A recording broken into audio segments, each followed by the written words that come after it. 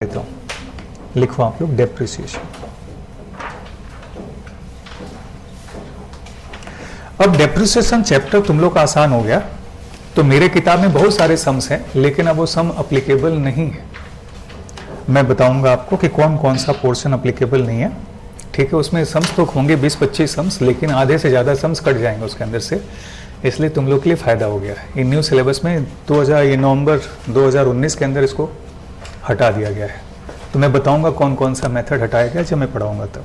तो लिखो आप, depreciation means diminution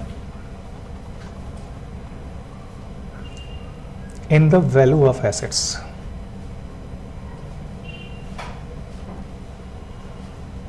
Diminution in the value of assets due to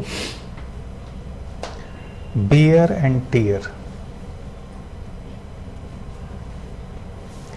and exhaustion of period of time and exhaustion of period of time. तो depreciation means क्या? Diminution. Diminution का मतलब reduction.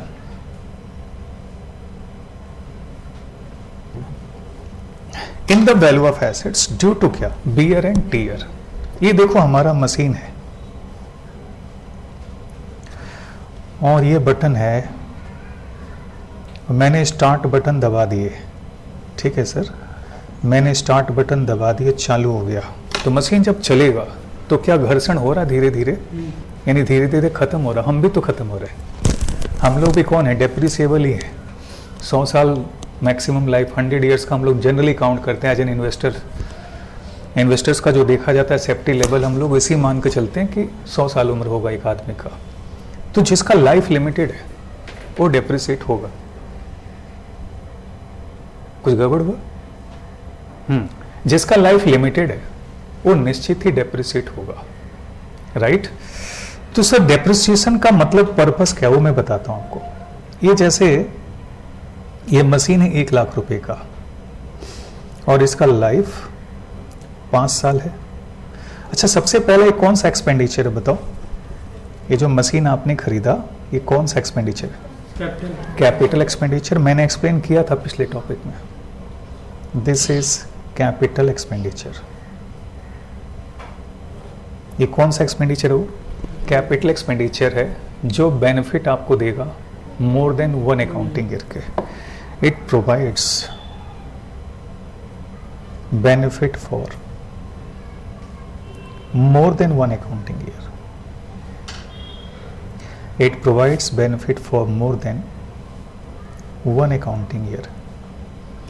एक accounting year से ज़्यादा दिन का बेनिफिट आपको प्रोवाइड करेगा, राइट?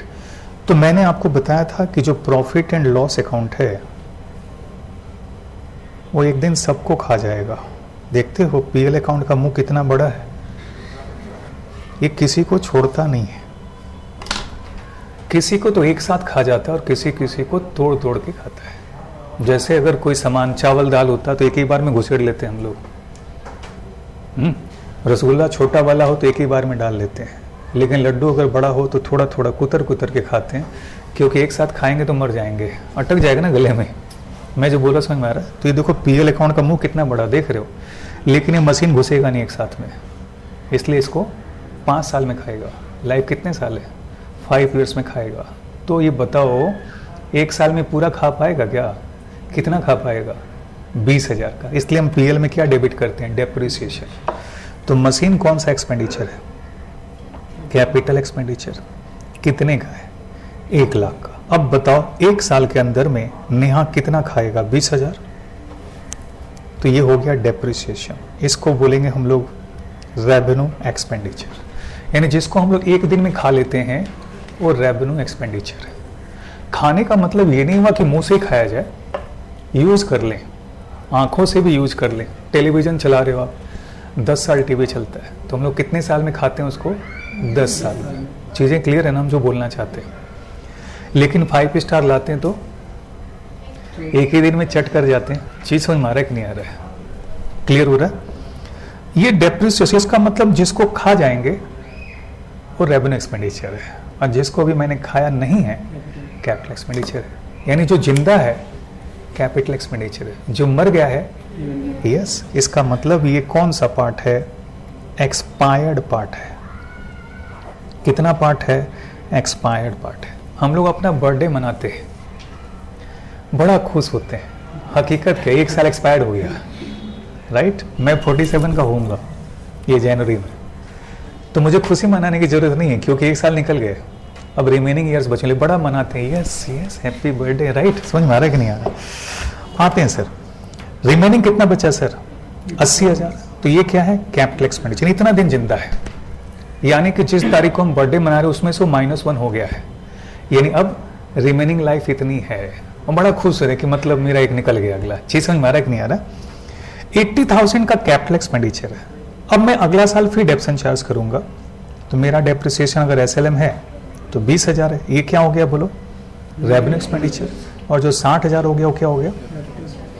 तो आप क्या देख रहे हो कि PL अकाउंट उस मशीन को धीरे धीरे खाया जा रहा है। तो जैसे जैसे खाएगा वैसे वैसे हम लोग PL में क्या करेंगे? चार्ज करते जा रहे हैं। चीजें समझ में आ रहा ना? तो जब ढिकार मारेगा खा कर करेगा तो कितने का ढिकार मारेगा? 20,000 का कि 1 लाख का? 20,000 का 1 साल के अंदर। फिर अगले साल 20,000 का मारेगा और धीरे धीरे पूरे ढिकार कितने को जाएंगे? जो डकार निकलता है वो 1 लाख का डकार होगा, लेकिन कितने साल के बाद? 5 साल बाद। जिसको डकार जाएगा रेवेन्यू एक्सपेंडिचर, जो सामने पड़ा है कैपिटल एक्सपेंडिचर। ये कौन सा एक्सपेंडिचर है? Capital expenditure. और ये कौन सा है? क्योंकि इसके एक ही दिन में खा जाएंगे इसको, तो ज़्यादा से ज़्यादा 3 दिन चलेगा, 3 दिन में 2 दिन में खा जाएंगे, लेकिन ये तो चलेगा, भगवान करे चलता रहे। समझ में आ रहा है ना? अगर नहीं चला तो लॉस होगा, क्योंकि उसका मजा मैं ले नहीं पाया, डकार नहीं मार पाया। यानी कि पुचका खा रहे हो, मैंने दिया था क्वेश्चन, पुचका खा रहे हो, मुंह में चला गया और मजा आता है, जन्नत का सुख मिलता है, वो एक्सपेंडिचर है, रेवेन्यू एक्सपेंडिचर। लेकिन खा रहे हो नीचे गिर गया, क्या है? लॉस है, because you are not enjoying those puchka. चीजें क्लियर है? Same concept. तो मैं जो बोलना चाहता हूँ समझ में आ रहा है? आपको क्या लगता है? इसका मतलब आपको ये नहीं लगता कि हम कॉस्ट को एलोकेट कर रहे हैं? कॉस्ट का क्या करें? एलोकेशन करें। कितने साल में? उसके पूरे लाइफ में, उसके पूरे लाइफ में। क्लियर है ना वो? तो लिखो फटाफट। Depreciation means allocation of cost of assets,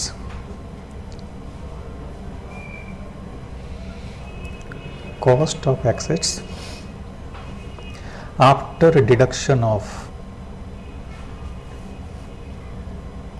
residual value over its useful life, over it's useful life. आपको नहीं लगता कि डेप्रिसिएशन का मतलब एलोकेशन है? लेकिन मैंने इसमें नोट में डाल दिया after deduction of residual value. इसको और क्या नाम से जानते हैं? That is also called scrap value. इसी को और नाम से जानते हैं, that is called breakup value. ठीक है, हाँ, ब्रेकअप वैल्यू। इसको स्क्रैप वैल्यू या ब्रेकअप वैल्यू भी बोलते हैं। तो सर स्क्रैप वैल्यू क्या होता है? Do you know what is scrap? हाँ बोलो। वेस्ट पार्ट नहीं, यानी कि अब देखो ये मेरा मशीन है, ठीक है, ये देखो ये मेरा मशीन है, ये मैंने मशीन बना दी है, देख लो कितना बढ़िया मशीन है। ये देखो ऐसे उठा हुआ है ना, ये देखो ये मशीन है मेरा, इसको मैंने 5 साल इस्तेमाल कर लिया, अब ये मेरे काम का नहीं रहा, राइट। लेकिन हमसे कुंजल बोल रही है कि सर हम आपसे ये 5,000 में खरीद लेंगे, तो क्या हम इसको फेंक दें या बेच दें? बेच दें। भैया मिल रहा तो ले लो ना पैसा। तो ये जो 5,000 हमको दे रही है वो मेरे लिए क्या है? स्क्रैप वैल्यू, क्योंकि मेरे काम का नहीं है, हो सकता किसी और के काम को। जैसे एयर कंडीशनर मेरा है, इसका लाइफ तो कंप्रेसर का 7 ईयर्स है, लेकिन मेरे यहाँ 4 साल से ज़्यादा नहीं चलता है। तो जब 4 साल पूरा हो जाता है तो या तो मैं अपने घर भिजवा देता हूँ, वो 10-10 साल चलता वहाँ पर, और नहीं तो फिर मैं इसको बेच देता हूँ। यानी मेरे लिए स्क्रैप्ड हो गया, हो सकता है बाहर वाले के लिए स्क्रैप्ड ना भी हो, क्योंकि मेरे यहाँ 4 साल 4.5 साल के बाद इसमें दम नहीं रह जाता, सबको कूलिंग कर सके अगर भर जाए ग्लास तो। क्लियर है? तो उस केस में हम उसको स्क्रैप उसी वक्त कर देते हैं। तो मैं उससे लाइफ पे अभी बातें करूंगा थोड़ी देर के अंदर।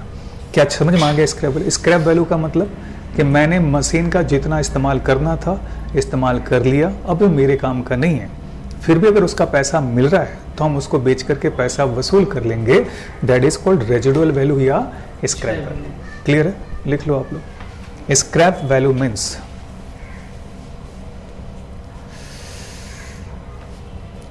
scrap value means value of assets at the end of its life. Scrap value means value of assets at the end of its life. तो कॉन्सेप्ट क्या है? ये जो पीएल अकाउंट बनता है ना, वो मैं डिटेल में बातें करूंगा बाद में, से 12 महीने का बनता है। हाँ या ना? से 12 महीने के लिए बनता है।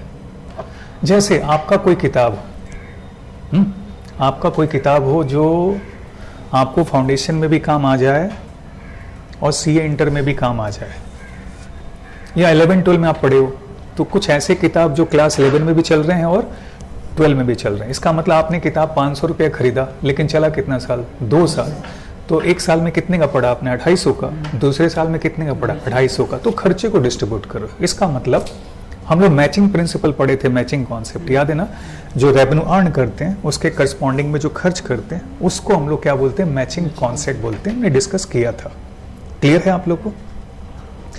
तो इस केस में हम ये चाहते हैं कि जैसे मैंने एयर कंडीशनर खरीदा 1 लाख रुपए का, सपोज करो है नहीं 1 लाख का, और इसकी लाइफ अगर 5 साल है तो मैंने 1 साल इस्तेमाल किया तो हमको 20,000 ही चार्ज करना चाहिए। उसके अगले साल 20,000। चीजें क्लियर? जितना खाऊंगा, समझ में आ रहा है ना आपको, उतना ही तो मिलेगा बेनिफिट उसका। मैं जो बोले मेरी जो शरीर की ताकत है किस पे? खाना पर निर्भर करता है।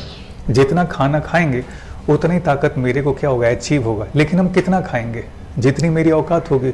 जरूरत से ज्यादा खाएंगे तो चले भी जाएंगे। चीजें समझ में आ रही है ना आपको? तो आ जाओ पॉइंट्स पे। तो मैंने 12 महीने में कितने खाए? 20,000 के। तो क्या मैं 1 लाख डेबिट कर दूं? गलत होगा कि नहीं होगा? तो 20,000 ही करेंगे। सर अगर 1 लाख कर देते तो क्या हो जाता? मेरा उस साल का प्रॉफिट कम हो जाता और आने वाले साल का प्रॉफिट बढ़ जाता। तो ये प्रेजेंटेशन गलत होगा कि सही होगा? इसलिए हम लोग इस तरह से डेप्रिसिएशन को चार्ज करते हैं। मकसद ये है। आ जाते हैं हम लोग।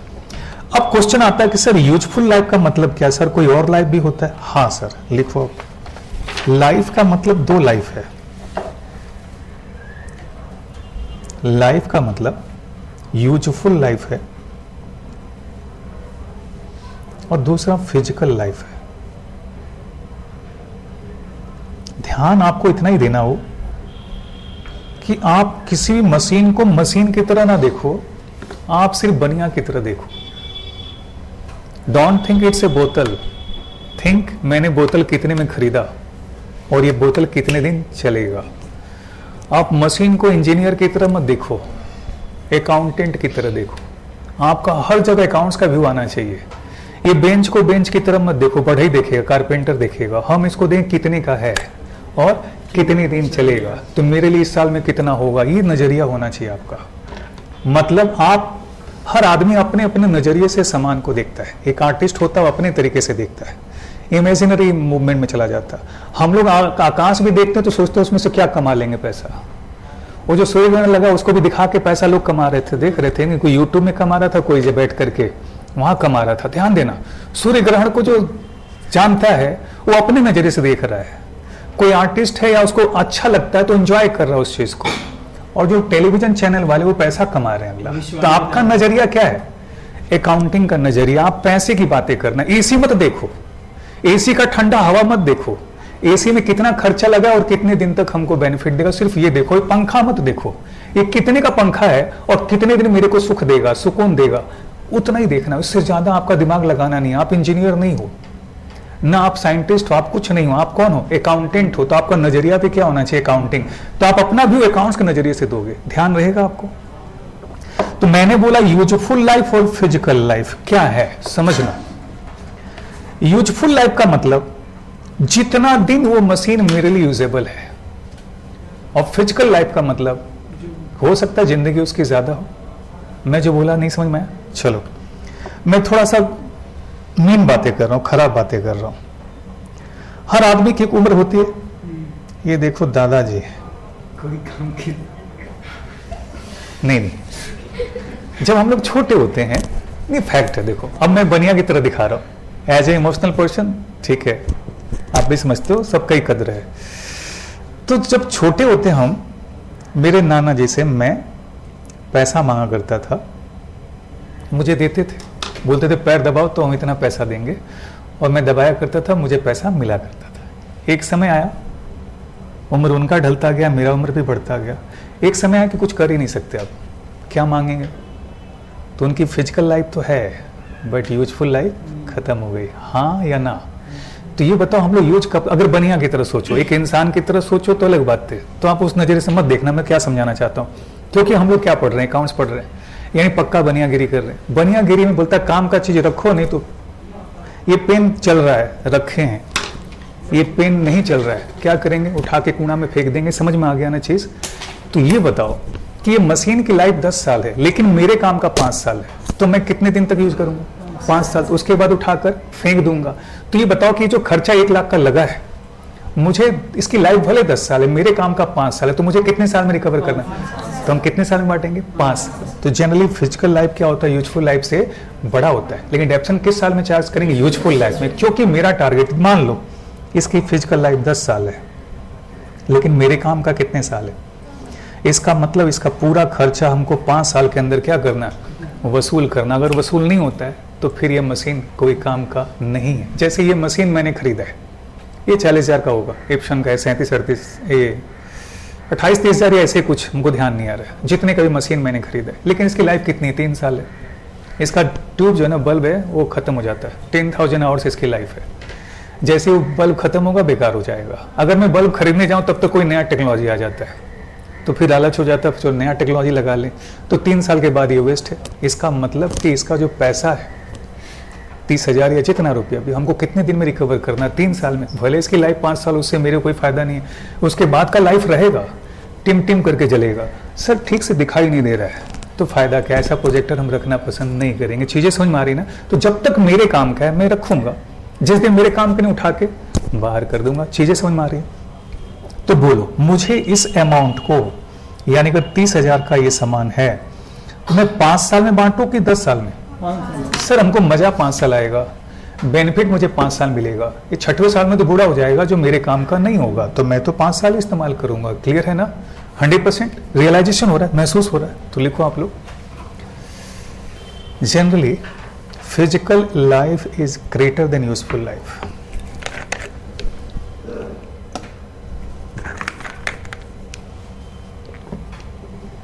Physical life is greater than useful life, and depreciation is calculated, and depreciation is calculated, and depreciation is calculated on the basis of useful life.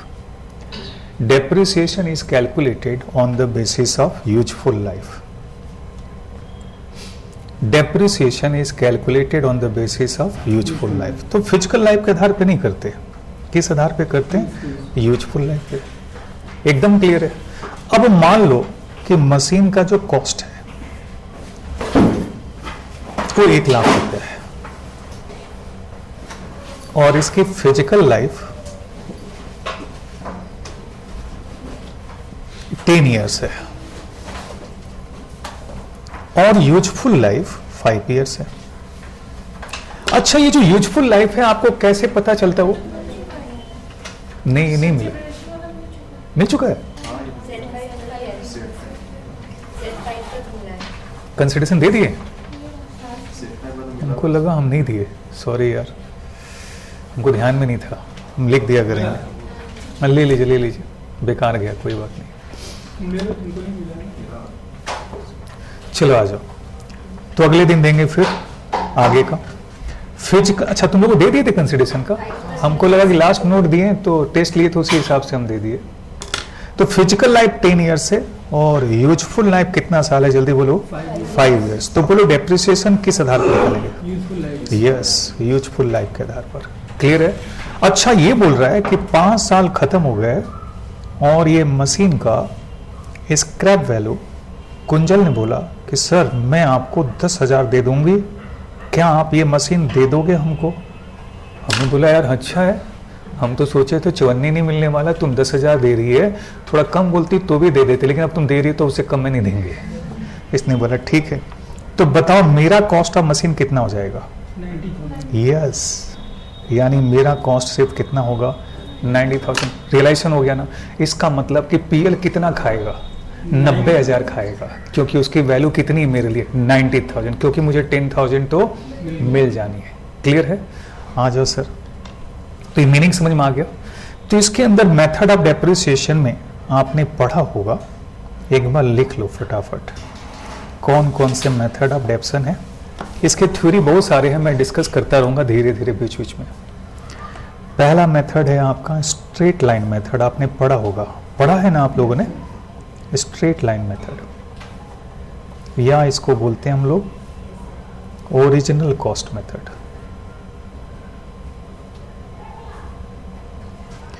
या इसको बोलते हैं हम लोग फिक्स्ड इंस्टॉलमेंट मेथड।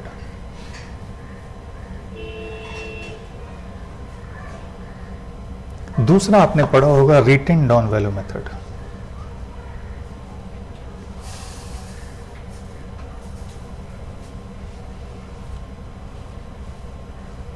ये पढ़ा ना आपने? तीसरा आपने ये नहीं पढ़ा होगा मशीन आवर मेथड।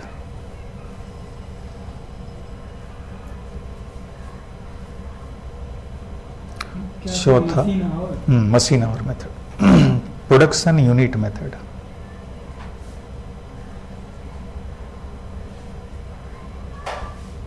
ये सिलेबस में है, रीवैल्यूएशन मेथड भी सिलेबस में है।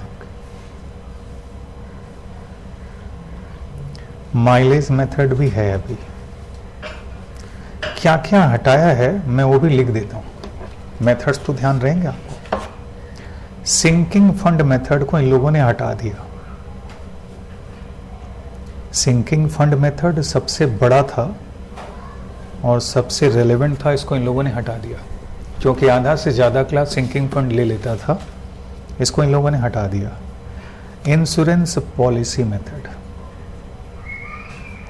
ये भी बड़ा मेथड था, इसको भी इन लोगों ने आपके लिए आसान बनाने के लिए हटा दिया। और एक और है एन्युटी मेथड, इसको भी इन लोगों ने साइड कर दिया।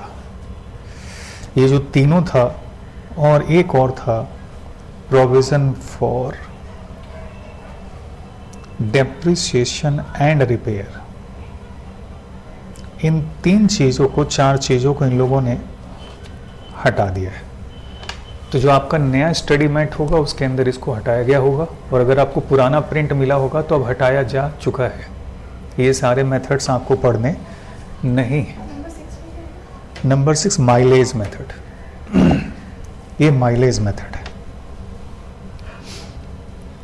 Mileage method. तो ये जो चारों मेथड्स है इनको हटा दिया गया है, तो ये आपके काम के नहीं है। ये मेथड नहीं है, provision for deps and repair, इसको मेथड नहीं बोल सकते, एक सिस्टम था अकाउंटिंग का, इसको भी हटा दिया गया।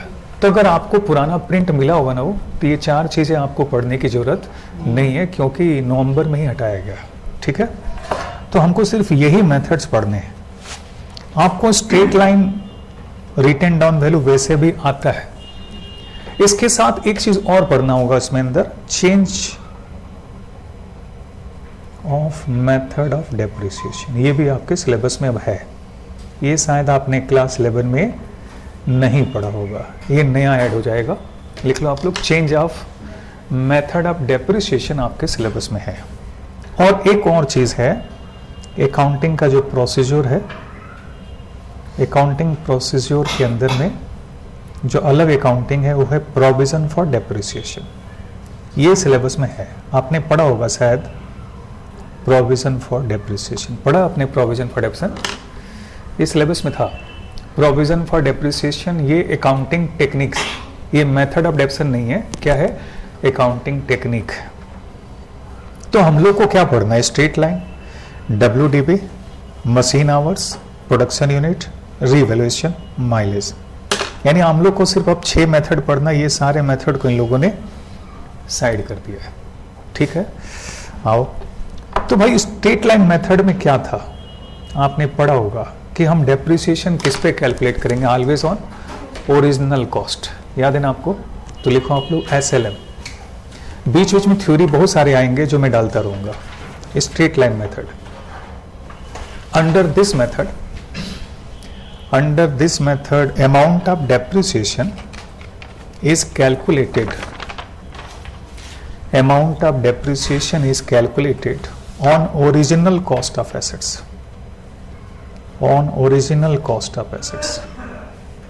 यानी कि ये मशीन है और इस मशीन का कीमत 1 लाख है और इसकी यूजफुल लाइफ सपोज करो 5 ईयर्स है और इसकी रेजिडुअल वैल्यू सपोज करो 10,000 है, ठीक है ना। तो इसका एनुअल डेप्रिसिएशन क्या होगा, लिखो annual depreciation is equal to cost of assets minus residual value divided by life. ध्यान रखना life means which life, useful life. Good. Cost of assets कितना, 1 लाख। मैं आपको इसको फॉर्मूले के रूप में नहीं रखाना चाहता था, मैं आपको बताना चाहता था कि जो सामान मेरे लिए जितने दिन काम आएगा उतने दिन में हम उसको डेप्रिसिएट कर लेंगे, ठीक है। एक टेलीविजन मेरे 3 ही साल का काम का है तो हम 3 साल में क्या करेंगे, डेप्रिसिएट कर देंगे। 1 lakh minus 10,000 divide by life year means useful life, कितना साल बोला मैंने, 5 साल। तो बताओ कितना हो जाएगा, ₹18,000। तो ये हर साल हम डेप्सन चार्ज करेंगे, क्लियर है ना। तो आप लोग को रेजिडुअल वैल्यू भी क्लियर हो गया। सर इसको स्ट्रेट लाइन क्यों बोलते हैं, देखो तो अगर हम डायग्राम बनाएं तो क्या हर साल डेप्रिसिएशन का अमाउंट 18,000 ही होगा क्या, जल्दी बोलो। हाँ सर, जैसे जैसे ईयर बीतता जा रहा है 1 2 3 कोई फर्क नहीं पड़ता है, डेप्रिसिएशन का जो अमाउंट होगा वो कितना है, 18,000। इसीलिए इसको हम लोग कौन सा मेथड बोलते हैं, स्ट्रेट लाइन या ओरिजिनल कॉस्ट मेथड, क्लियर है ना, 100%। नेक्स्ट पॉइंट, अगर मान लो आपसे पूछ लिया कि बताइए परसेंटेज ऑफ डेप्रिसिएशन क्या है, इस केस में बताइए what is the rate of depreciation, तो कैसे निकालोगे, 18,000 divide by 1 lakh into 100 that is equal to क्या, 18%। लिख लो आप percentage of depreciation under straight line method. Sir वो जो परसेंटेज होता है ओरिजिनल कॉस्ट पे देखते हैं। बिल्कुल बिल्कुल, percentage of depreciation under original cost method. लिखिए annual depreciation divided by annual depreciation divided by original cost multiplied by 100, यानी इस केस में 18,000 divided by 1 lakh multiplied by 100 is equal to कितना, 18%। It means every year we are going to calculate a depreciation of rupees how much, 18,000। At the end of its life automatically 10,000 बचेगा, हम बेच देंगे और हमको कुंजल पैसा दे देगी। अब ये बताओ कि जो लाइफ हमने लिया, क्या हमको पता है कि यही लाइफ है या एस्टिमेट कर रहे हैं, गुड, एस्टिमेट कर रहे हैं। तो जो लाइफ है यूजफुल, ये क्या है, एस्टिमेट। एस्टिमेट का मतलब अंदाजा। अंदाजा कैसे लगाते हैं, एक्सपीरियंस के आधार पर, पहले मैंने कैसे इस्तेमाल किया, मेरे लिए कितने दिन काम आया, उस आधार पर अंदाजा लगाते हैं। यानी कि लाइफ जो है एक्चुअल नहीं है, we can't say that this is the life, we can say that this is estimated life. तो लिखो आप here life means estimated life, here life means estimated life. इसका मतलब आप बताओ कि जो डेप्रिसिएशन का खर्चा है वो एस्टिमेशन है कि कंफर्मेशन है, एस्टिमेशन है, गुड। लिख लो therefore amount of depreciation is an estimation, amount of depreciation is an estimation. अब आप बताओ, एस्टिमेशन का मतलब होता है अंदाजा। जैसे हम लोग मकान बनाने जाते हैं तो एक बजट बनाते हैं, कितना लग जाएगा, 2 लाख, 5 लाख, 10 लाख, राइट। लेकिन देखना वो अंदाजा फेल ही होता है, वो 10 का 11 लग जाता है, कभी 12 भी लग जाता है। हो सकता है भगवान न करे कभी कभार शायद ही कभी ऐसा होता है कि 1 लाख रुपया या 25-50 हज़ार रुपये कम लग जाए, ज़्यादा ही लगता है कुंजल, राइट, मैं जो बोल रहा हूँ। अच्छा, सबसे बड़ा बात, मार्क्स जब आप काउंट करते हो, एग्जाम दे के आते हो तो अंदाज़ा लगाते हो, जानबूझ के 2-2 मार्क्स कम बताते हो अपने लिए, तो अपना अंदाज़ा लगा 80 आ गया 90, 95, ऐसा होता है। इसका मतलब अंदाज़ा क्या एकदम एग्जैक्ट बैठता है? आप बोलो 82 आएगा और 82 ही आ गया, उस संयोग हो सकता है, कोइंसिडेंस हो सकता है, कंफर्म नहीं हो सकता। यानी अंदाज़ा बदल सकता है समय के हिसाब से, हाँ या ना। तो मैंने बोला डेप्रिसिएशन इज एन एस्टिमेशन। क्या मैं इस एस्टिमेशन को बदल सकता हूँ? हाँ। क्या समय रहते कुछ बदलाव आ सकते हैं? यस। इसका मतलब अगर एस्टिमेशन है तो एस्टिमेशन बदल भी सकता है। इट मीन्स एस्टिमेशन मीन्स अंदाजा, it's not actual, it means it may differ from actual. आपका एस्टिमेशन आज ये है, कल क्या कुछ और भी हो सकता है? हाँ। मान लो आपने क्वेश्चन सॉल्व किया, किसी ने बता दिया गलत है, आपने एस्टिमेशन कर लिया कि मेरा 75 है, आपने टॉपर से जाके पूछा ना यार सही है, एस्टिमेशन आपका बदल गया, ना मेरा तो 90 आएगा। चीज़ें क्लियर है कि नहीं? इसका मतलब अगर ये एस्टिमेशन है, ये कंफर्मेशन नहीं है, इसका मतलब ये चेंज हो सकता है। Amount of depreciation can be changed over the period, यानी पीरियड के हिसाब से हमारे एस्टिमेशन बदल सकते हैं। चीज़ें क्लियर है ना? मैं इस पिक क्यों बातें कर रहा हूँ, मैं धीरे धीरे बोलूंगा। चीज़ क्लियर है तो लिख लो आप लोग। If it is an estimation, if it is an estimation,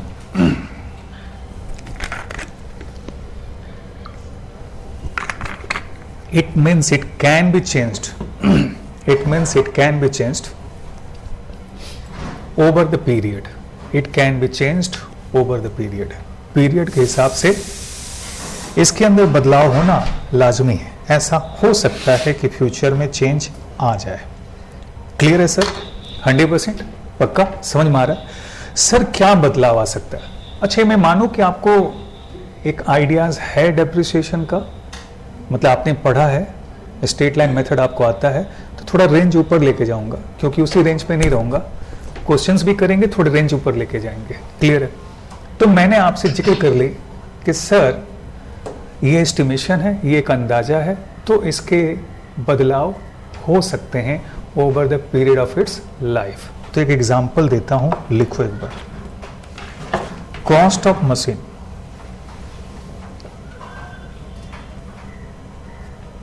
₹1 lakh, life है 10 ईयर्स। बताओ सर एनुअल डेप्रिसिएशन कितना होगा? 10,000। Yes, good. 1 lakh divide by 10 यानी कि 10,000। 3 years, 4 years later, बताओ सर 4 साल के बाद इस मशीन की वैल्यू क्या हो जाएगी? 60,000। Written down value of machine 60,000। क्या आप सब एग्री करते हो? अब बताओ इसकी रिमेनिंग लाइफ कितनी है? 6 years। Good, remaining life 6 years है। ठीक है, आपने किसी एक्सपर्ट से पता लगवाया, तो एक्सपर्ट ने बोला कि सर आप इतना अच्छा से मशीन को मेंटेन कर रहे हो कि अभी आने वाले दिन में इसकी लाइफ जो है, रिवाइज लाइफ, अभी और रिवाइज्ड रिमेनिंग लाइफ 10 साल है। मैं जो बोला समझ में आ रहा है? 4 साल आपने इस्तेमाल कर लिया, अब मशीन की लाइफ सिर्फ 6 साल है।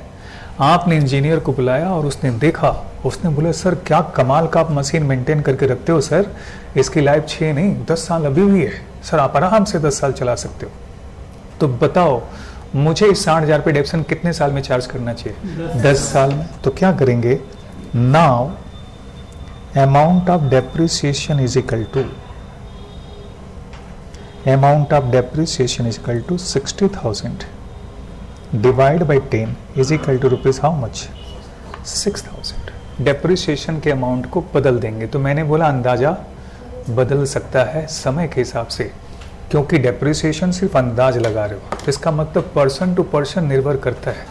अच्छा, ये सेम मोबाइल, ये जैसे मैं घड़ी पहना हूँ, देख रहे हो आप मेरे पास घड़ी क्या है, मैंने आज तक देखा है चमकता रहता है ऑलवेज, जैसे देख रहे हो आप, जो मैंने लिया वो चमकता रहता है कंटिन्यूअस, और ये मैं 4-4, 5-5 साल इस्तेमाल करता हूँ लेकिन शाइनिंग नहीं जाता।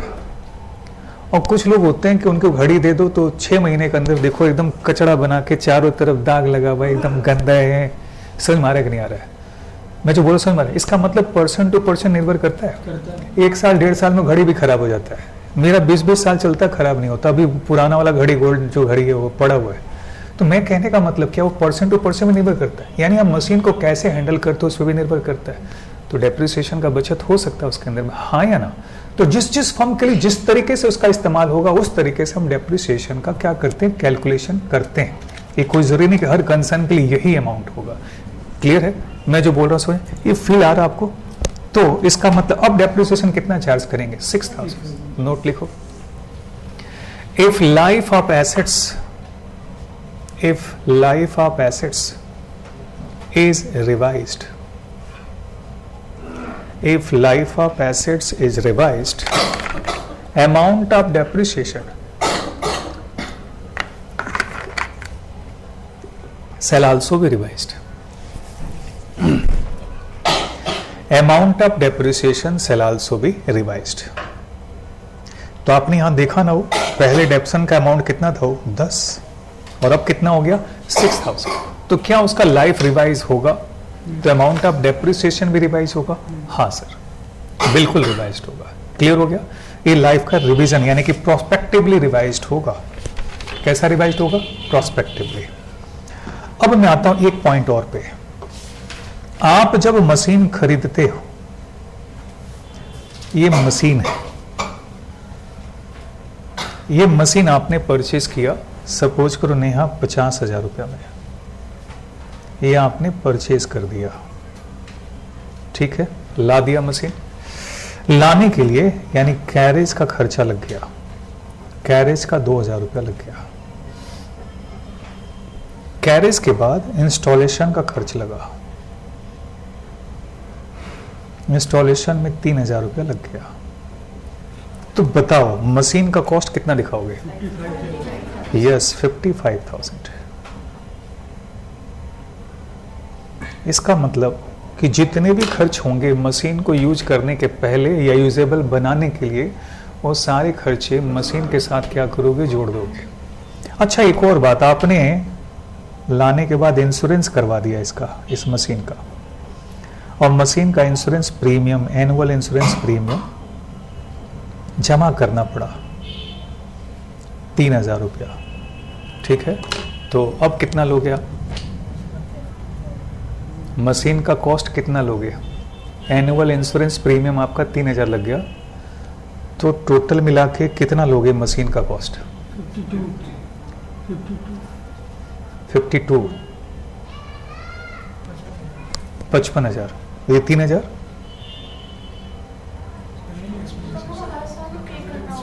गुड। तो ये जो एक्सपेंडिचर है सर, ये रेवेन्यू एक्सपेंडिचर है। ध्यान क्या देना, मैं आपको समझाना क्या चाहता हूँ, फीलिंग आ जाए, डाउट ना आए। फीलिंग क्या? आप ये देखो कि हम अगर खर्चा कर रहे हैं तो क्या मशीन के ऊपर इफेक्ट पड़ रहा है कि नहीं पड़ रहा है। ये इंश्योरेंस किस लिए है? रिस्क को कवर करने के लिए। मैं अपनी दायित्व को इंश्योरेंस कंपनी को पकड़ाना चाहता हूँ ताकि मुझे डर ना लगे। क्लियर है ना? तो आपने डर लगने का इलाज किया है, मशीन का इलाज नहीं किया है। लेकिन कैरेज मशीन का इलाज है, इंस्टॉलेशन मशीन का इलाज है। क्लियर है ना? यानी जब तक मशीन यूजेबल नहीं होता, जैसे मैंने एयर कंडीशनर खरीद के लाया, ये एसी चल रहा है, आप लोग बोले सर एक और एसी होता तो अच्छा होता, मैं खरीद के लाया, यहाँ रख दिया। कि एसी रखने से हवा लगेगा आपको? कब हवा देगा? जब उसको हम इंस्टॉल कर देंगे तब जा करके आपको ठंडी हवा प्रदान करेगा, राइट। इसका मतलब कि जब तक वो यूज के लायक नहीं बन जाता है तब तक वो मशीन नहीं है, खिलौना है। हाँ या ना? और हम लोग खिलौने को रिकॉर्ड नहीं करते हैं, किसको रिकॉर्ड करते हैं? मशीन को। इसका मतलब कि जब तक मशीन यूजेबल नहीं होता तब तक के सारे खर्च मिलाकर रिकॉर्ड करेंगे। ये मैंने कैमरा खरीदा, कैमरा से कोई वैल्यू थोड़ी है, कैमरा को यूजेबल बनाया गया, सबके साथ एडजस्ट किया गया, अब जा करके ये कैमरा मेरे काम का हुआ। तो ये मशीन कब कहलाएगा? जब यूज के लायक बन जाएगा। इसीलिए इससे रिलेटेड सारे एक्सपेंस को हम क्या कर देते हैं? ऐड करके रिकॉर्ड करते हैं। लेकिन ये खर्चे करने से क्या इस मशीन में कोई इंप्रूवमेंट हो रहा है? नहीं। अब एक क्वेश्चन और है, इसका अगर जवाब दोगे तो मैं समझूंगा कि आप उसको रियलाइज कर रहे हो, महसूस कर रहे हो। ये देखो, ये कैरेज वाला कितना दिए था आप इसको? 2000 रुपये। ये देखो, इसको उठाकर तुम्हारे घर लेकर आ रहे हैं 2 जन। ये है मिस्टर एक्स और ये मिस्टर वाई, दोनों मिलकर के इस मशीन को उठाए हुए हैं, ठीक है। और देख लो सीढ़ी कितना पतला है और मशीन जो है गिर गया, धड़ाम से गिरा, बहुत तेज साउंड हुआ। आप दौड़ के गए तो देखे कि मशीन जो है गिरा हुआ है। गुस्सा तो बहुत तेज होगा, लेकिन फिर भी आपने आपको संभालते हैं, हाँ या ना। 50,000 का मशीन गिर गया और ये मशीन नसीब खराब था, टूट गया। तो क्या करना पड़ेगा? हाँ, आपने रिपेयर के लिए दिया। रिपेयर के लिए मिस्टर जेड को आपने मशीन दिया। उसने बोला सर हम रिपेयर कर देंगे, एकदम नया लगेगा सर, हम आपको 10,000 रुपया लेंगे और ये मशीन रिपेयर होकर के तैयार हो जाएगा। उसने रिपेयर कर दिया और विधि आप अपने मशीन घर लेकर आ गए। अब बताओ मशीन का कॉस्ट कितना लोगे? 65, 55, 65, 65 पक्का। चलो अब मैं आपसे जो बोलने जा रहा हूं उसको समझना है। आपका नजरिया एकदम बनिया की तरह हो, नजरे भी बनिया की तरह हो, व्यू पॉइंट एकदम बनिया, जहां देख रहे हो बनियागिरी देखो। आपने कंसाइनमेंट पढ़ा, स्टॉक का वैल्यूएशन कराया था, हालांकि इन्वेंट्री वैल्यूएशन अभी बाकी है, डिटेल उसका। हमने बोला कि आप कस्टमर से उतना ही मांगो जितना मिल जाए, जरूरत से ज्यादा मांगोगे तो क्या बोलता है, देखे थे ना, 2 मिनट आते बोलता है कस्टमर। आपने सुना था उसके अंदर मेरे वीडियोस में। तुम सोचो ये जो मशीन है इसको कहाँ इस्तेमाल करना है? घर में ले जाके पापड़ बनाने के लिए थोड़ी इस्तेमाल करना है, इस मशीन को बिजनेस में इस्तेमाल करना है। अगर ये मान लो मशीन मेरा 50,000 का है और मेरा खर्चा लगे 1 लाख रुपया, रिपेयर टूट गया इसलिए रिपेयर करना, अब हम बेचने जाएंगे तुमको 1 लाख रुपया देगा? लॉस किसका होता है? मैंने बताया था ना, वो मैंने इन्वेंट्री वैल्यूएशन कराते हुए बोला था मैंने कि गम जो है बोलता है लो बांटो, गम कोई बांटना चाहता नहीं है। खुशियां बांट सकते हो, गम नहीं बांट सकते, हाँ या ना? मैंने बोला था उस टॉपिक में, अगर ध्यान दियोगे तो। गम नहीं बढ़ता है, खुशी बढ़ जाता है। गम बांटोगे तो बोले ये रोता रहता है यार, कौन इसको सुने, अपने परेशान है, एक तो इसको कौन ले ले। चलता है कि नहीं चलता माइंड में? तो ध्यान क्या देना आपको? ध्यान ये देना है कि हम वही चार्ज करेंगे जो कस्टमर हमको दे सकता हो।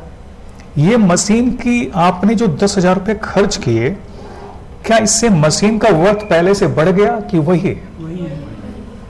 तब जब एडिशन ना हो तो हम लोग मशीन में उस खर्चे को जोड़ नहीं सकते, because it does not provide, it does not add the value to such machine. चीजें क्लियर है ना? मैं फिर से बोलता हूं, आपको समझ में आएगा। ये देखो, ये मैंने मान लो एसी मैंने 50,000 के खरीदे, इसकी लाइफ 5 साल है, तो यानी हर साल कितना डेप्शन होगा? 10,000। तो जो मेरा प्रोडक्ट बनेगा वो डेप्रिसिएशन जुड़ेगा कि नहीं जुड़ेगा? तो अगर मैं 60,000 के 50,000 के हिसाब से लूंगा तो 10,000 जुड़ेगा, और 60,000 के हिसाब से लूंगा तो कितना लगेगा? 12,000। तो मेरे यहाँ 12,000 जुड़ेगा और नेहा के पास 10,000 जुड़ेगा। तो तुम आओगी खरीदने के लिए तो तुम क्या बोलोगे? 2 मिनट। चीजें समझ में आ रहे ना? अगर आप कोई खर्चा करते हो और मशीन का पावर पहले से बढ़ जाता है तब तो हम ऐड करेंगे, अदरवाइज हम ऐड नहीं करेंगे। यानी कौन से खर्चे ऐड करते हैं? जो मशीन के वैल्यू का एडिशन करता है, वैल्यू एडिशन करता है। If it does not add the value तो फिर वो कैपिटल एक्सपेंडिचर नहीं है, ये आपका क्या है? लॉस है। ये क्या है? लॉस है। आपका मशीन टूट गया तो तुम्हारा टूट गया, तो मेरा थोड़ी टूटा है। तुम्हारा मशीन टूटा इसलिए तुम 10,000 दिए हो, मेरा मशीन तो एकदम फिट है तो मैं तो दिया नहीं हूं, तो मैं क्या करूंगा? उसी हिसाब से चार्ज करूंगा। यानी नुकसान सर आपको ही झेलना पड़ता है। नुकसान आपके साथ कोई शेयर करने वाला नहीं है। क्या शेयर किया जाता है? गेन शेयर किया जाता है, नुकसान शेयर नहीं होता है। तो क्या हम इस 10,000 को ऐड करें? रियलाइजेशन हो रहा है, क्योंकि ये आपके वैल्यू में कोई एडिशन नहीं कर रहा है। क्या मैं नोट लिखाऊं या समझ में आ गया? आगे समझ में? यस। तो क्या मैं इसको जोड़ लूं? हाँ सर। आप मन में क्या क्या सोचोगे? नोट लिखो। expenses incurred before operation, expenses incurred before operation should be capitalized. Expenses incurred before operation should be capitalized, should be capitalized if it adds the value to assets, if it adds the value to assets, if it adds the value to assets. Meaning तुमको समझ में आ रहा हो जो मैं बोलना चाहता हूं, राइट ना? आप जब उठा के लाए ये वैल्यू दे रहा है, क्योंकि जब तक मशीन का प्लेसमेंट नहीं होगा काम कहां आएगा? मशीन मेरे यहां काम का है, बाहर में रोड पे क्या काम का है, तो इसका मतलब प्लेस यूटिलिटी होना चाहिए. सेकेंड पॉइंट, इंस्टॉलेशन जगह पे फिट होना चाहिए तभी काम आएगा, फॉर्म यूटिलिटी होना चाहिए. ये एनुअल इंश्योरेंस ये तो रोज का खर्चा है, इससे इसमें कोई वैल्यूएशन हो रहा है क्या? नहीं. ये जो रिपेयर किया ये आपकी गलती थी जिसका आपने भरपाई किया. ये क्या है? ये आपके गलती की क्या है? भरपाई है. हाँ या ना, ये कोई शेयर करने वाला नहीं है, क्योंकि गलती किसकी है? आपकी है. क्लियर है ना? क्या ये जुड़ेगा खर्चा? सर ये खर्चा नहीं जुड़ेगा. तो क्या ये वैल्यू एडिशन कर रहा है? ना सर ये कहां, ये तो तोड़ रहा है. वैल्यू एडिशन कहां कर रहा है? ये वैल्यू एड कर रहा है, ये वैल्यू एड कर रहा है, ये भी वैल्यू एड कर रहा है, ये वैल्यू एडिशन कर रहा है. नहीं सर इसमें कहां वैल्यू, तो हम रिस्क को शेयर कर रहे हैं. चीजें क्लियर है? तो कौन कौन से कैपिटलाइज होंगे समझ में आ गया. एक और पॉइंट, अब मैं एक और पॉइंट बोलने जा रहा हूं. यही मशीन है, 1 साल बाद आपने रिपेयर के लिए 10,000 रुपए खर्च किए. जल्दी बताओ क्या इसको इस मशीन के साथ जोड़े कि नहीं जोड़े? जोड़े. लाइफ बढ़ा देगा. अब मैं बताता हूं, रिपेयर होने से, अच्छा आपके पास गाड़ी होगा नहीं है, चलो बाइक्स होगा या कुछ भी होगा, चलो मशीन तो होगा, एयर कंडीशन तो होगा ही. हाँ एयर कंडीशन होगा.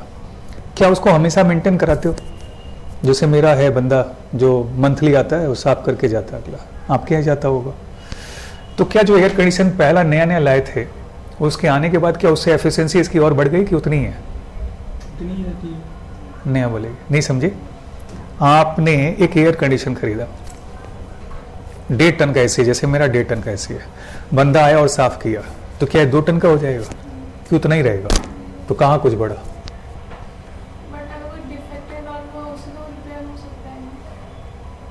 रिपेयर क्या कराते हो? रिपेयर मान लो कुछ पार्ट्स टूट टाट गया तो उसको लगा करके फिट कर देते हो. तो तुमने बोला कि उसका कैपेसिटी बढ़ गया, कहाँ बढ़ गया? ये 1.5 टन का ऐसी है, मैं एक मिस्त्री को बुलाता हूँ, उसने रिपेयर कर दिया, तो क्या हो गया? 2 टन का हो जाएगा. तो कूलिंग जो नया था वो वही कूलिंग रहेगा कि उससे ही बढ़ जाएगा? हाँ यस. एडिशन किसको बोलते हैं?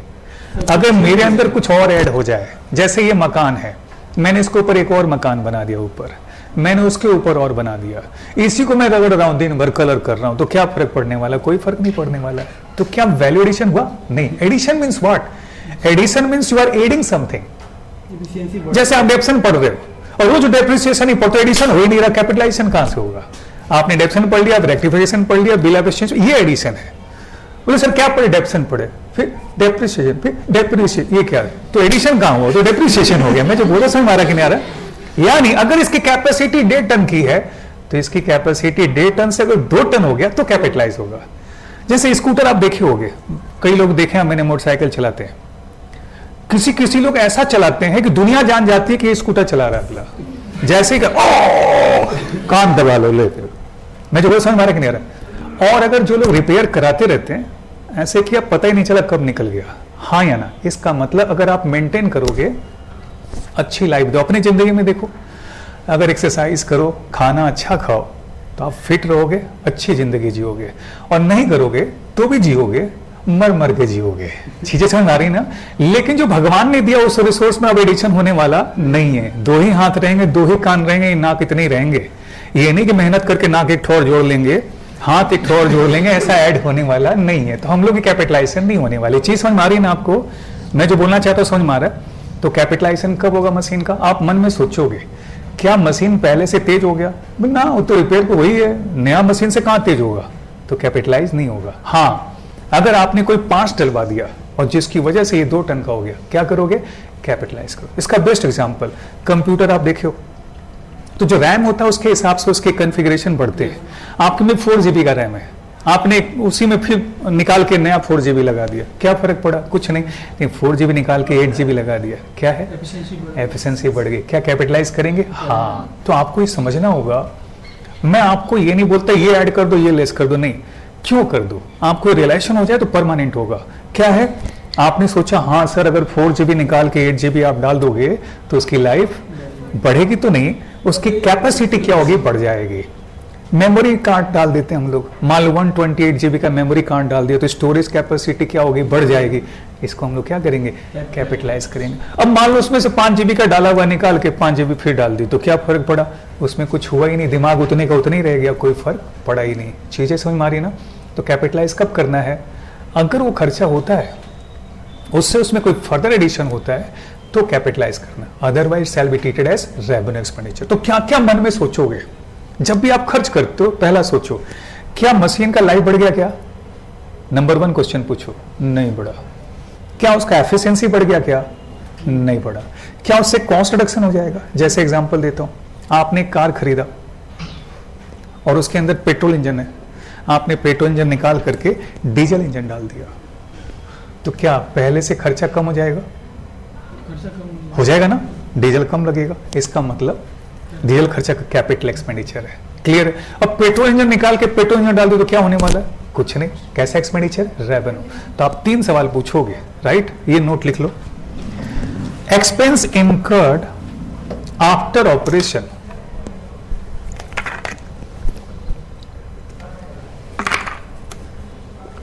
expense incurred after operation shall be treated as a revenue expenditure, shall be treated as revenue expenditure, so it should not be capitalized। इसका मतलब इस रिपेयर एक्सपेंस को हम कैपिटलाइज नहीं करेंगे। कैपिटलाइज समझते हो आप लोग? कैपिटलाइज का मतलब मशीन के साथ नहीं जोड़ेंगे, मशीन के साथ नहीं जोड़ेंगे, ठीक है सर? इसको बोलते हैं नॉट कैपिटलाइज। क्लियर है? अच्छा, क्या कैपिटलाइज हो भी सकता है? उसके लिए 3 होने चाहिए पॉइंट, राइट? लिखो आप, even expenses incurred after operations, even expenses incurred after operation may be capitalized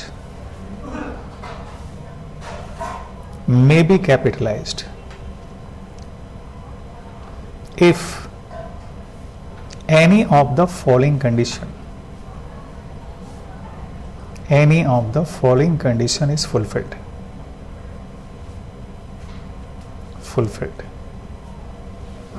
अगर ये कंडीशन फुलफिल हो जाए, पहला, इंक्रीज इन इट्स लाइफ, अगर उसका लाइफ पहले से बढ़ जाए, increase in efficiency,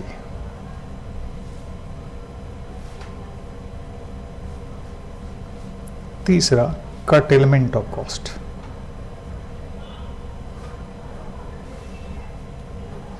curtailment of cost यानी कि 1 साल के बाद भी खर्च लगे तो भी कैपिटलाइज हो सकता है अगर उसका लाइफ बढ़ गया।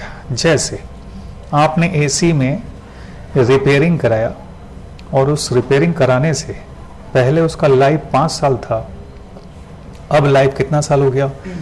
10 साल। तो क्या हम कैपिटलाइज करेंगे? हाँ सर।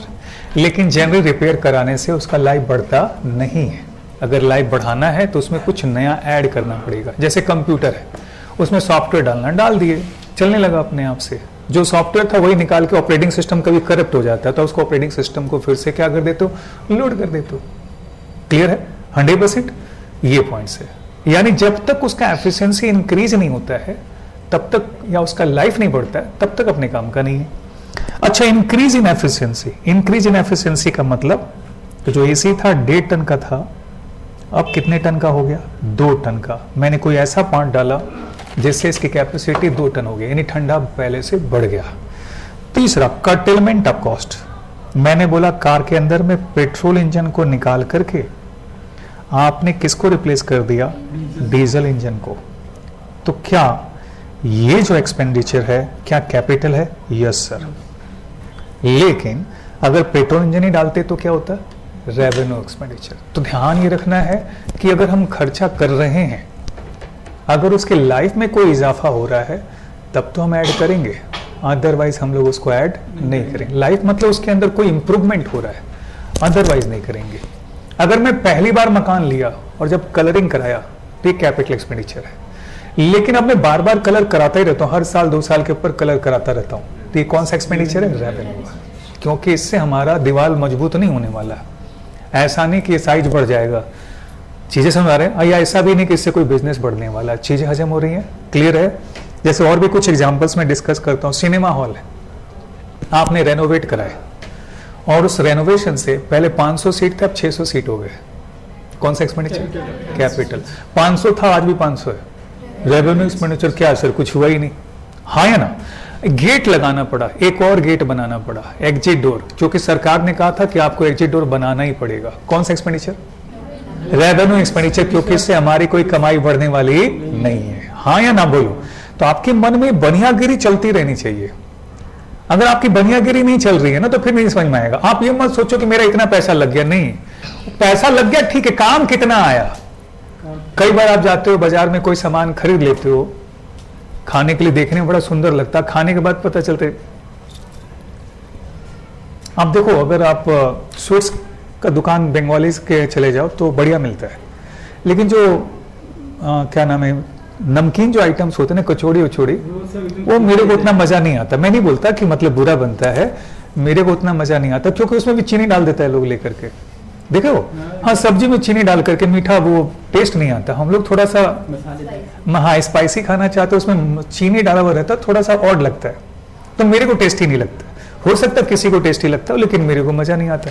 मैं जो बोल रहा हूँ समझ में आ रहा है यार? तो यहां पर मैंने क्या बोला, ध्यान देना आपको। अगर उसका लाइफ बढ़ता हो, नंबर 2 एफिशिएंसी बढ़ता हो, और तीसरा कर्टेलमेंट ऑफ कॉस्ट। अगर मान लो गाड़ी का टायर निकाला आपने और एक नया टायर लगा दिया, क्या हुआ? गाड़ी थोड़ी उड़ने लग जाएगा। गाड़ी पहले भी जमीन पे चलती थी, आज भी जमीन पे चलेगा। कौन सा एक्सपेंडिचर है बोलो? रेवेन्यू है। हाँ या ना? हाँ, अगर गाड़ी उड़ने लग जाए कुछ लगाने से तो बोलो कि कैपिटल एक्सपेंडिचर है। मैं जो बोला आपको समझ में आ रहा है? ये पॉइंट्स है इसके अंदर। तो क्या आपके मन में विजुअलाइजेशन चल रहे हैं? यानी आप ये देखना कि कुछ खर्चे कर रहे हो, उससे आपके मशीन के अंदर एडिशन होना चाहिए, वैल्यू एडिशन होना चाहिए। अगर वैल्यू एडिशन नहीं हो रहा तो फिर वो कैपिटल एक्सपेंडिचर्स नहीं है। और भी एग्जांपल्स दूं या समझ में आ गया? क्लियर हो गया? तो कौन से खर्चे ऐड करने हैं, कौन से खर्चे ऐड नहीं करने, आप अपने यहां एक क्वेश्चन मार्क लगा दोगे और पूछोगे, तेरा लाइफ बढ़ा क्या? तेरा एफिशिएंसी बढ़ा? कॉस्ट कटेल किया? हाँ, कैपिटल एक्सपेंडिचर। अगर 3 में से 1 में जवाब नहीं आया, सब में ना बोलता है, गधा कहेंगे कोई कैपिटल एक्सपेंडिचर है। कौन सा एक्सपेंडिचर है? Revenue expenditure. आप ये जवाब दोगे। क्लियर है?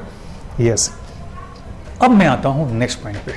मैंने बोला डेप्रिसिएशन मीन्स क्या? Reduction in the value of assets due to wear and tear and exhaustion of period of time. तो मैंने आपको 2 ही चीजों पे बात की। एक बात की वियर एंड टियर पे, और दूसरा बात किया मैंने passage of period of time. जो exhaustion of period of time है वो तो वही है ना, passage of period of time.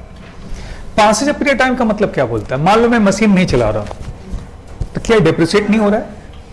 हो रहा है। यानी कि अगर मशीन आइडल हो, इट डज नॉट मीन कि डेप्रिसिएशन चार्ज नहीं होगा, डेप्सन तो चार्ज होगा। जैसे बाहर देखो जनरेटर रखा हुआ होगा, भगवान न करे आजकल लाइन नहीं जा रहा है, तो लाइन अगर नहीं जा रहा है तो बताओ सर, क्या वो मशीन चल तो नहीं रहा, क्या फिर भी डेप्रिसिएट होगा? हाँ sir, period of time pass होने की वजह से डेप्रिसिएशन तो चार्ज होगा ही होगा। तो लिखो आप लोग, even if machine is idle, even if machine is idle, even if machine is idle, depreciation is required to be charged. Depreciation is required to be charged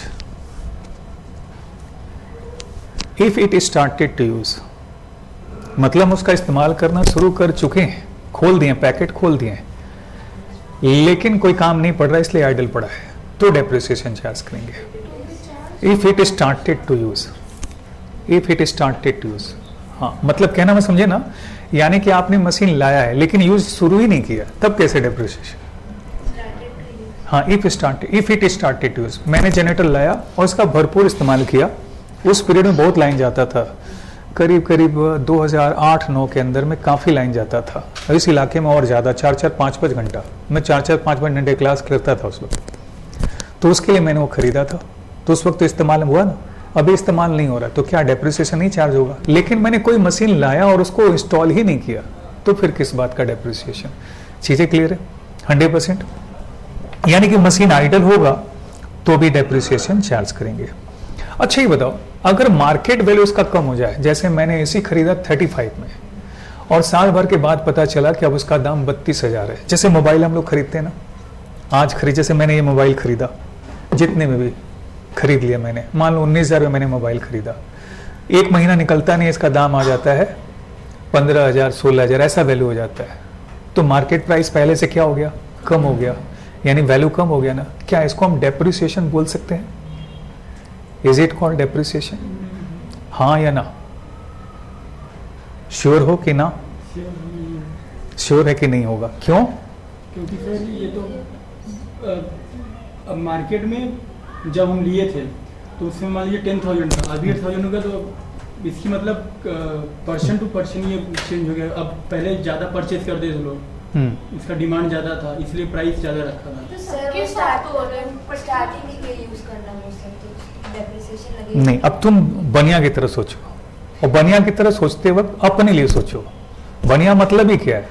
अपना, एक नंबर का सेल्फिश, दुनिया के बारे में कोई लेना देना नहीं, वो अपने पैसे कमाने चक्कर में। मैंने 19,000 में खरीदा, इसका दाम भले 100 रुपये, उससे क्या मतलब? मेरे यहाँ कितने का है? तो ये खर्चा तो मेरा 19,000 हो गया। अब मुझे ये 5 साल चलानी है, तो ये खर्चा मुझे 19,000 कितने साल में बांटनी? 5 साल में बांटनी पड़ेंगी। उससे हमको क्या लेना देना? मैं ये क्या बता रहा हूँ, ये जो मैंने खरीदा, ये पीएल अकाउंट इसको एक साथ नहीं खाता है, इसलिए इसको तोड़ तोड़ के खाएगा। तो तोड़ तोड़ के जब खाएगा तो खाएगा 19,000 का ही सामान ना। अगर 5 साल में खाएगा तो हम 5 साल में बांटेंगे, 1 साल में खाएगा तो 1 साल में बांटेंगे। कितने का मिल रहा है उससे क्या लेना देना है? मैं कितने का लाया वही इंपॉर्टेंट है। अच्छा, बार्गेनिंग करके लाते हो सामान, है ना, न्यू मार्केट में चले जाओ, बोले कितना रुपया? 1,000 रुपया, 200 में दोगे? 200 में दे देता है। डर लगता है 200 में क्यों दे दिया अगला, और भी लगता है कि शायद और कुछ कम हो सकता था। मैं जो बोले समझ में, और कोई 1,000 में भी खरीद के लाता है, तो जो 1,000 में खरीद के लाया उसके लिए 1,000 का वैल्यू, जिसके लिए 200 का है उसके लिए 200 का वैल्यू। चीजें क्लियर है? यानी कि मार्केट के फ्लक्चुएशन से कोई फर्क नहीं पड़ता। आपने क्या पढ़ा? Depreciation means diminution in the value of assets due to क्या? Wear and tear. और क्या पढ़ा? एग्जॉशन ऑफ पीरियड है। यानी कि डेप्रिसिएशन मार्केट प्राइस के फ्लक्चुएशन पे डिपेंड नहीं करता। लिख लो, depreciation does not depend, depreciation does not depend upon fluctuation in the market price. Fluctuation in the market price. Depreciation may also arise. Depreciation may also arise due to number one, legal limits. Legal limits. सब ये legal limits क्या है? जैसे suppose करो कि आप car खरीद रहे हो और गवर्नमेंट ने बोल दिया कि आप 15 साल से एक कार को इस्तेमाल नहीं कर सकते ज्यादा, तो इसका मतलब भले आपका कार 30 साल चले उससे कोई फर्क नहीं पड़ सकता, क्योंकि 15 साल के बाद आप कलकत्ता में इस्तेमाल नहीं कर सकते, तो लीगल लिमिट्स की वजह से डेफिसिट हो जाएगा। हाँ सर। दूसरा, ऑब्सोलेशंस। ऑब्सोलेशंस, क्या ऑब्सोलेशंस का प्रभाव पड़ता है? Do you know what is obsolescence? समझते हो आप लोग? नहीं? अच्छा, जैसे मैंने ये मोबाइल खरीदा, ये मैंने ओप्पो का मोबाइल खरीदा, इसके पहले मैं सैमसंग का यूज कर रहा था आप लोग के सामने, अभी मैंने ओप्पो का खरीद लिया। सैमसंग चल रहा है लेकिन फिर भी मैं खरीद रहा हूँ, क्यों? मेरे को अब ऑब्सोलेट लग रहा है, आउट ऑफ फैशन लग रहा है। हाँ या ना? तो हम लोग उसको क्या करते? तुरंत हटा देते। अब प्रोडक्शन टेक्निक में आ जाओ। अगर मान लो कोई ऐसा मशीन है, सुन रहे हो आयुष, ऐसा मशीन है जिससे प्रोडक्शन डबल हो जाएगा और बिजली का खर्चा आधा हो जाएगा। तो क्या उसी मशीन को यूज करते रहोगे जो पुराना है या नया खरीदोगे? नया खरीदेंगे। तो फिर वो मशीन तो जीते जी मर गया ना, उसको हटाओगे तभी ना नया लगाओगे। तो क्या डेप्रिसिएट हो गया कि नहीं हो गया? यानी डेप्सन और क्या कहाँ से अराइज हो सकता है? लीगल लिमिट्स और ऑब्सोलेसेंस से भी अराइज हो सकता है। यानी कि आउट ऑफ फैशन हो गया या आउटडेटेड टेक्निक हो गया। उस टेक्निक की वजह से मेरा बिजली का खर्चा ज़्यादा हो रहा था और प्रोडक्शन कम हो रहा था। तो क्या हम उस मशीन को जारी रखेंगे? अगर जारी रखें उल्लू हैं और क्या, क्योंकि जितने में वो मशीन इसका इस्तेमाल करेंगे, जितना खर्च लगेगा, उससे कम दाम में हम एक नया मशीन क्या कर सकते हैं? खरीद सकते हैं। और हम तो बनिया है, तो बनियागिरी दिखाएंगे। इसका मतलब क्या करेंगे? उस मशीन को हटाएंगे और नया मशीन तुरंत खरीद लेंगे। चीज़ें क्लियर है ना? 100% यस। तो आपको समझ में आ गया कि डेप्रिसिएशन लीगल लिमिट्स की वजह से अराइज होता है। कैपिटलाइजेशन का प्रोसेस एकदम क्लियर हो गया। तो सबसे इंपॉर्टेंट पार्ट आपके डेप्रिसिएशन के अंदर यही था। मेथड में दम नहीं है, लेकिन अभी थ्योरी कुछ और भी है, नए नए थ्योरीज। जैसे हमने एक टॉपिक पर भी डिस्कशन नहीं किया जो आपने कभी पढ़ा भी नहीं, क्योंकि आपको पता है कि अकाउंटिंग स्टैंडर्ड 6 हट गया, मालूम है ना? पता, आप लोग सुने हो, पहले अकाउंटिंग स्टैंडर्ड 6 था डेप्रिसिएशन के लिए। तुम बीकॉम के लिए सीयू में है तुम ना? हाँ, तो बीकॉम वाला वही पढ़ा रहा होगा, क्योंकि उसमें बदला नहीं है। गधा बीकॉम, सीयू जो है 1 नंबर गधा सीयू। आईसीआई जो है ये सबसे अपडेटेड होता है, क्योंकि अकाउंटिंग स्टैंडर्ड कौन निकालता है? आईसीआई निकालता। तो आईसीआई ने अकाउंटिंग स्टैंडर्ड 10 निकाला नया। पुराने वाले का नाम था फिक्स एसेट्स, इसका नाम है प्रॉपर्टी प्लांट एंड इक्विपमेंट। क्या नाम है? Property plant and equipment. इस नए नाम से निकाला। इसका मतलब कि पुराना वाला एएस 10, पुराना वाला अकाउंटिंग स्टैंडर्ड 10 को हटा दिया और नया एएस 10 लाया। अकाउंटिंग स्टैंडर्ड 6 को, डेप्रिसिएशन को हटा दिया और इसी के अंदर डेप्रिसिएशन को भी क्या कर दिया है? मर्ज कर दिया है। चीज समझ में आ रहा है? तो एएस 10 का हम एप्लीकेशन आपको अगले दिन और थोड़ा सा सिखाएंगे, क्योंकि हम लोग पहले, या जो आपने अभी तक किताब में पढ़ा, आपने ये पढ़ा कि मशीन खरीदा, कैरेज सर जोड़ देंगे, इंस्टॉलेशन जोड़ देंगे, अगर कोई फर्दर एक्सपेंस हुआ जिससे वैल्यूएशन होता है उसको हम जोड़ देंगे। लेकिन ये बताओ, ये जो मशीन मैंने लगा रखे हैं, अगर ये 4-5 साल पूरे हो जाएंगे तो क्या इसको निकालने भी पड़ेंगे? क्या मशीन का जब लाइफ खत्म होगा तो क्या निकालना पड़ेगा? क्या निकालने का खर्चा लगेगा? उस खर्चे के बारे में हम लोग आज तक बात नहीं करते थे। ये जब अकाउंटिंग स्टैंडर्ड 10 आया तो उसने बोला कि नहीं सर, उसको भी कैपिटलाइज करना चाहिए। कुछ समझ में? आपको लगता है कि मन में रियलाइजेशन हो रहा है? मैंने क्या बोला? मशीन पे जितना खर्च हुआ है वो सारे खर्च पीएल में चार्ज होने चाहिए या नहीं होने चाहिए? क्या मशीन निकालने में भी खर्च लगता है? हाँ। तो मान लो कि मेरा 2000 रुपये मशीन निकालने में लगा, तो क्या वो पीएल में डेबिट नहीं होना चाहिए? क्या एक ही साल में डेबिट होना चाहिए कि ओवर द पीरियड होना चाहिए?